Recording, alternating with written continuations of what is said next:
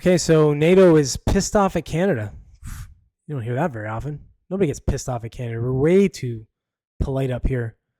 But I guess we're not getting off our wallets, and they don't like that. And it's an article from Politico. Politico is garbage, as most of these online publications and outlets are. So, but I'll read it anyway. So NATO is losing patience with one of its own members, and it's not who you think. It's Canada. Canada has been dodging its commitment to NATO for a decade. It may not be able to hold on out for much longer.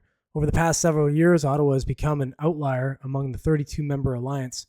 It has failed to hit domestic military spending goals, has fallen short on benchmarks to fund new equipment, and has no plans to get there. Trudeau's not doing a very good job of spending all the money over there. It's a stance that has frustrated allies far and wide, from the White House to the halls of Congress to capitals all over Europe. And it'll be on members' minds when they gather this week in Washington for the NATO summit, where they're expected to press Ottawa to come up with the cash while warning that things could get much worse if Donald Trump returns to the White House.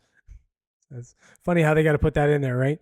Got to talk about Trump. It has nothing to do with Trump right now. What are you talking about? How do you know it's going to get much worse? What's happening now that everyone is spending more, the fact that the Canadians aren't even trying has become obvious, said Max Bergman, a former State Department arms control official. It's perhaps surprising that Canada is a laggard on spending, even though it's proven to be a strong ally in other arenas, from its purchase of U.S. weapons to its close coordination with the U.S. in defending North America to its deployment of troops to Iraq and Afghanistan. Yeah, we're always in the middle of everything, so what are you talking about? They just don't like that we're not spending all our money now. Let me kick on down here. Let me see here. It says, so 2 of the holdouts are Canada and Belgium. Good company. Both of which are not only failing to meet the 2% goal, but also the requirement to spend 20% of that on new equipment. Unlike Canada, however, Belgium says it'll be there by 2035. When will Canada? They won't say. Nah, we're being dodgy. Good. Canada's stance prompted a bipartisan group of 23 U.S. senators to take the exceedingly rare step of sending a letter to Prime Minister Justin Trudeau. Ooh, they sent a strongly worded letter.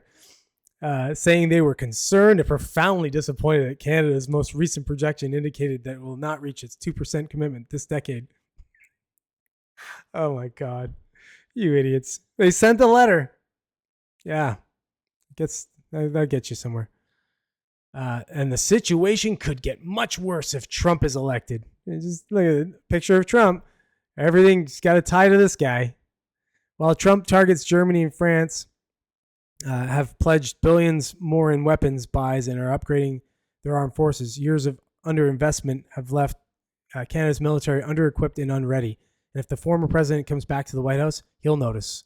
Yeah, he'll notice because you're a bunch of D-bags, and he'll tell you to get off your ass and start doing something. Let me see here. So I'm going to skip down here. It says what we're supposed to spend here. It's like 1.7% of our GDP or something like that. Okay, so from 2016 to 2017, Ottawa's defense budget more than doubled from U.S.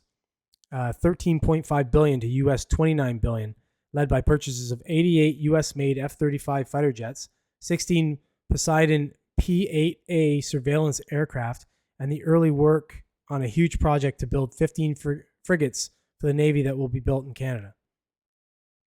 Canada is committed to reaching the NATO target of spending 2% of GDP on defense.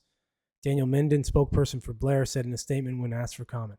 A new defense policy document outlines additional investments to get Canada to 1.7% of GDP by 2030, meaning that we will have nearly tripled Canada's defense spending since 2014. In fact, we will be increasing defense spending by 27% over the course of the next year alone. Okay, so we're spending some money. Just not fast enough or in the way they want us to, I guess. So, whatever. Screw you, NATO. Who cares? NATO's kind of an antiquated group anyway. Don't think it's much needed, but whatever. So, listen, on behalf of Canada, I apologize to NATO for not doing what you wanted us to do. And go fuck yourself.